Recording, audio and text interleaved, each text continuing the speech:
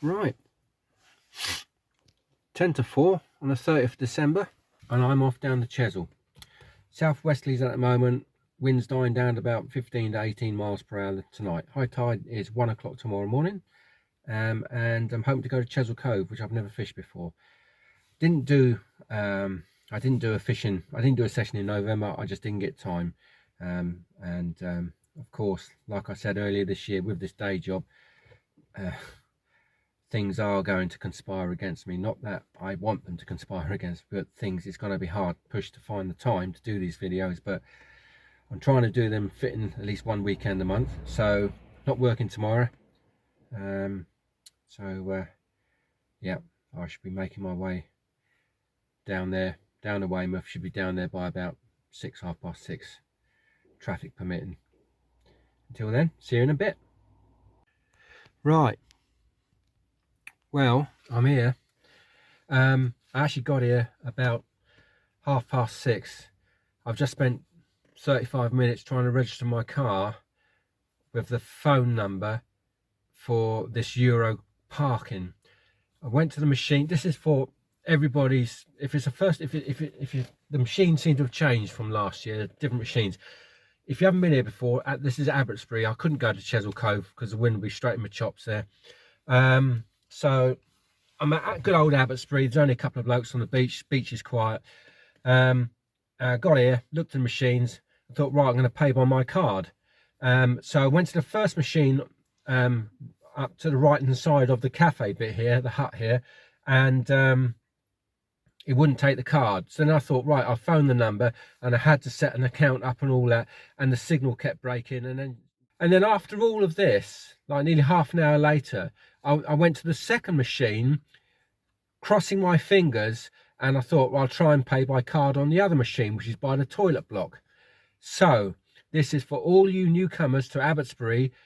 If you want to pay by card, if you got cash, pound coins, it's fine in both machines. But if you want to pay by card, go to the toilet block machines. As soon as I went there, it took my card first time. There we go. And if you want to register your car with Euro car parks, do it at home. Don't try and do it down here. So there you go. Been over the top. It's very fishable, and I'm going fishing finally. I'll see you on the beach.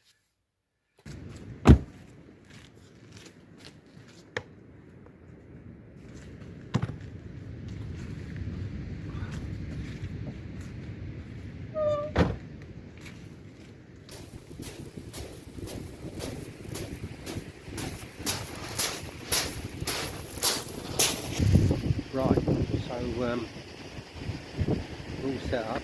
I'll just take you through the baits and my rigs. Okay, so it's just gone 8 now. So I've got about another 5 hours to high water, so just right. Okay, so what we got, hold it correctly. We've got mackerel, pink squid.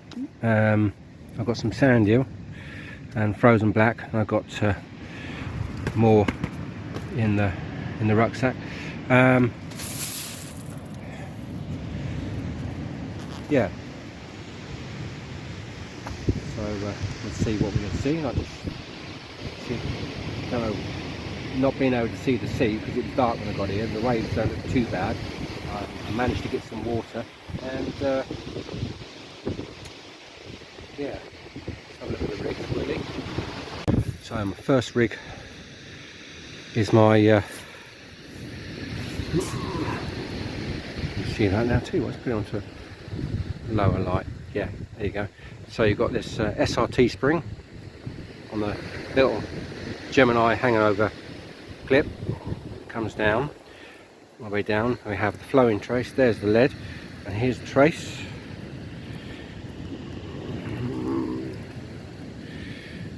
Which I'd say that's about, I don't know, about 3.5 foot long, and that there is probably about 10 inches to the lead. So that goes up through the clip, then back down, attaches to the bait clip. You can see that there, bait clip on the lead, just that bit there. There we go. Right, so all clipped down, ready to go. That's just two frozen blacks, tipped with squid. The squid has just been, I put the hook point through a couple of times, then I lay the squid back along up the worm and bound it a little bit, so it is only a little tipping, but it's not a flapping tip. It's a elasticated tip. It's bound. Makes it a little bit more solid. There we are, and that's the whole rig. There. There's the up and over bit just in there.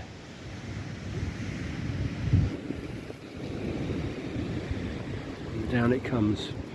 So when that hits the water, bait comes off the bait clip, and the SRT spring pings the snood up, hook trace up, and it comes out of that little clip thing there, that little hangover, up and over clip. Second rig.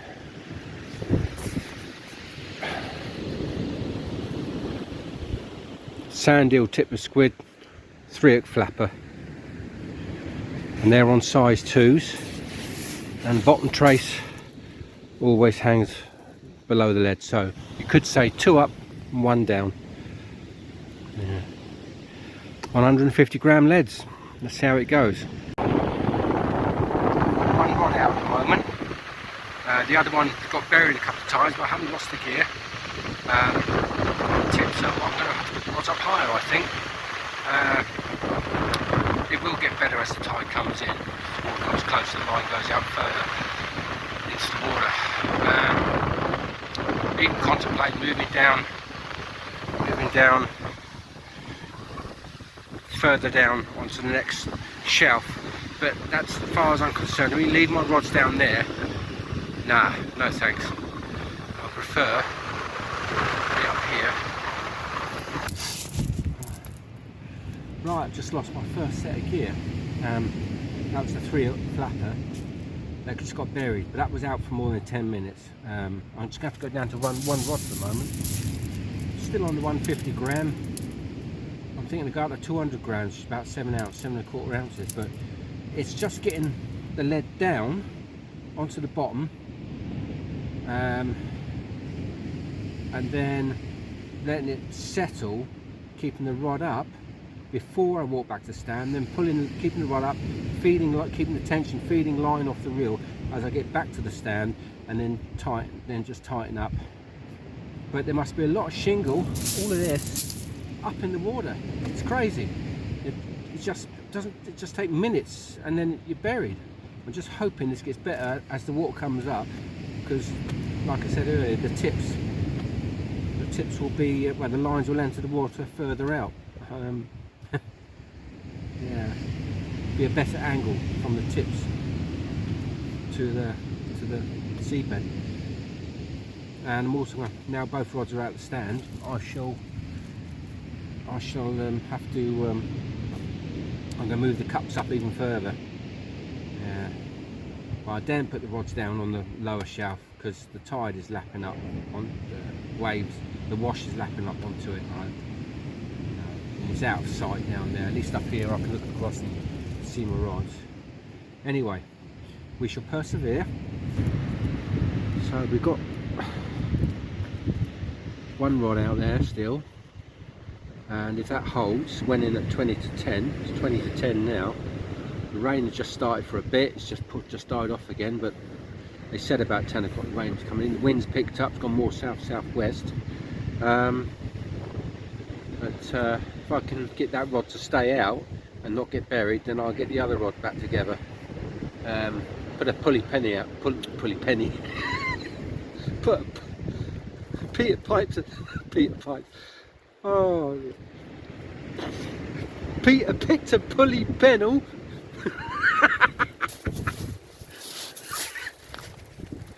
Right, start again.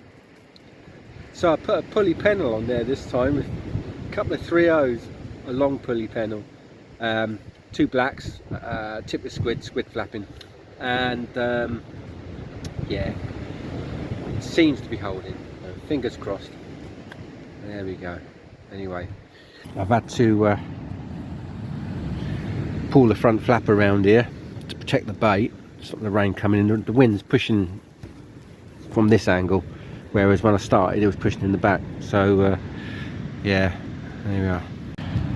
Right, now then, I'll just show you that. There's a lovely bait. That is a whole baby squid.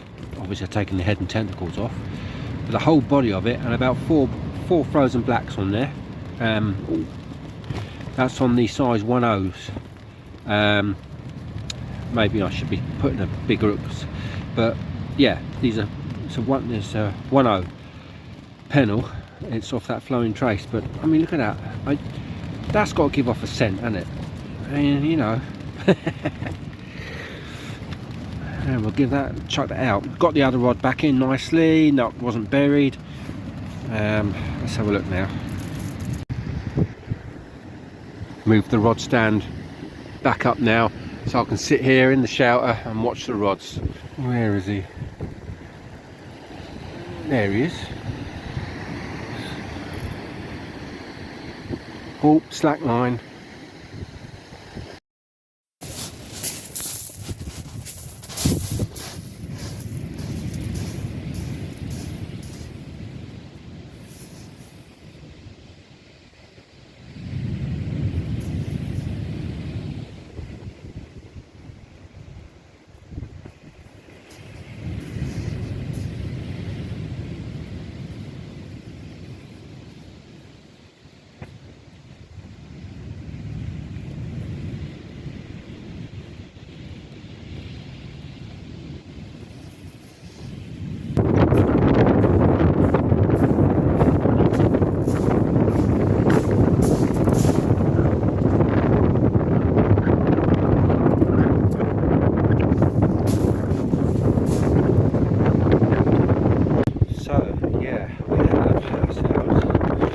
Little doggy, only a little one though, but there you go.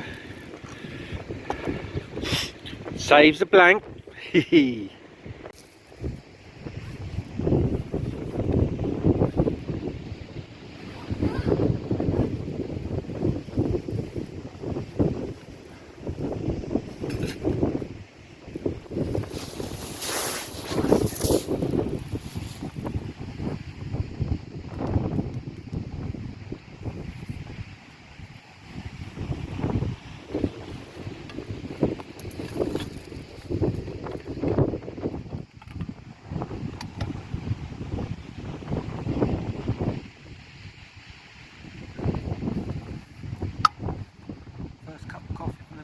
And it is,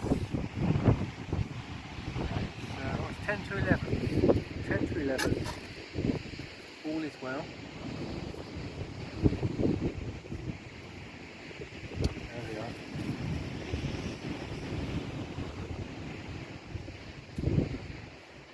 I suppose the wind's up to about 20 miles an hour now, certainly enough to, we always seem to sweat. Never seen a dry beach shelter on the inside. I don't do many calm sessions. Most of my Chesil sessions are bloody rough. There we are. At least we haven't blanked.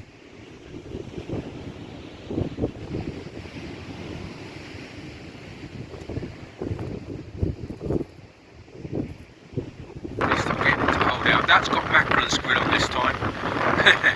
Half a mackerel fillet with whole squid all bound together on the 3/0s on the old pulley pennel. Got the flowing trace rig out in a minute. It's all baited up, ready to go. I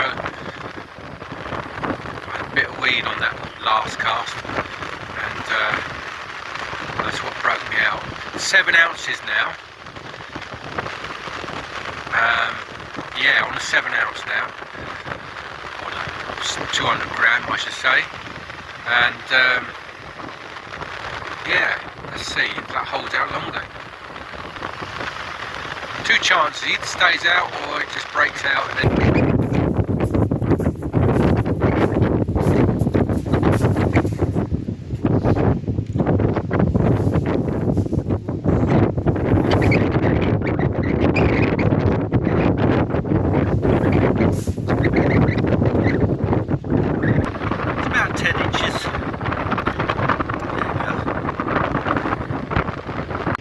had to turn the phone off about 40 minutes or so, because the battery was getting down, needed to warm it up a little bit, get some life in the battery. Got another pout now. I actually measured them, and they're not quite 28 centimeters, so nearly 28 centimeters, so I think that's more than 10 inches. Yeah, they're all right. So they're coming home. Obviously they're dispatched and they're coming home. And what I'm doing now, I'm actually putting sand eel with the black lug, and I'm just sticking on the panels now with 3/0 pulley panels now. Yeah, I packed up using the flowing trace rig, but the fish are out there and they're feeding. Just hope Mr. Cod's out there. See you in a bit. Just had the bloody stand get pulled over because I had it at the angle. And what I did about an hour ago is I moved the stand further down to the top of the ledge here, top of the shelf. So I've got it a few yards further back down, and I put the cups to about 2 foot from the head, rod rest head, to really jack the rod up, and it helped. But I've had nothing since that last pout, which was probably around about, I don't know, 11:30, midnight, and it's now, it's 1:25 in the morning now. So yeah. Anyway, the rod went down with the rod stand. It got yanked down, and now I've bloody taken out. I've lost 2 ceramics out of the intermediate on the rod. They're alkanites, and they just seem to be a bit frail. If the rod does go on the beach, you know, you can pop those inserts and they're gone. There we are. So I've got to get that sorted. So well, it's 3:03 Saturday morning now, on New Year's Eve. So I ended up with just the 1 dogfish and the 2 pout, and they came about 2 hours before high water, up to high water, and then up to, you know, and then high water, and over the top it just went dead. In fact, it went dead probably about just gone 11. So the fish, I caught the fish between 10 and 11, thereabouts. So yeah, quite a hard scratchy session, and the wind's picked up even more out there. It's probably doing constant 20 miles an hour plus now. Lucky to get the wind as it was when I got here, and worked out a couple of things to do now with the big waves. The 7 ounce is definitely the way forward, and also getting the rods cracked right up high, just to keep the line clear of the waves. As soon as I cast out, I didn't let any line off. I literally just held the rod right up above my head and waited, and then I sorted the reel out, and then slowly kept the contact and went back to the rod stand. It seemed to work. I had to come down. I haven't been down Chesil since I did the Ferry Bridge summer session. So yeah, I probably missed all the codling, but that's the way it is. So for what it was, I hope you enjoyed the video. Please like and subscribe, and I'll see you next time, and have a happy new year. Ciao for now.